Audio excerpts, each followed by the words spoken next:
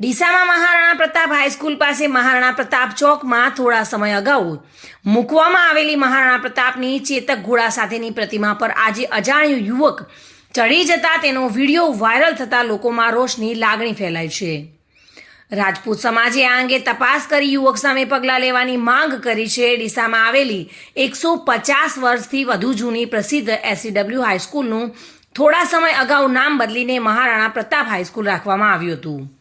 આ સાથે જ SCW હાઈસ્કૂલ 4 રસ્તાને પણ મહારાણા પ્રતાપ ચોકનું નામાધિકરણ કરાયું હતું, જેથી ડીસાના જાગીરદાર રાજપૂત સમાજ દ્વારા મહારાણા પ્રતાપ ચોકમાં તાજેતરમાં જ મહારાણા પ્રતાપની ચેતક ઘોડા સાથેની પ્રતિમા મૂકી તેનું અનાવરણ કરવામાં આવ્યું હતું.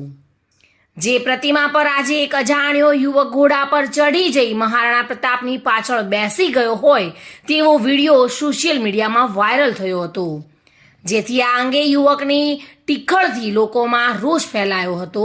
જ્યારે આ અંગે જાગીરદાર રાજપૂત સમાજ દ્વારા આ ટીકલી યુવકની શોધ કરી તેની સામે પગલાં લેવા અંગે તંત્રને જણાવ્યું છે. Reena Parmar, today news, Gujarati.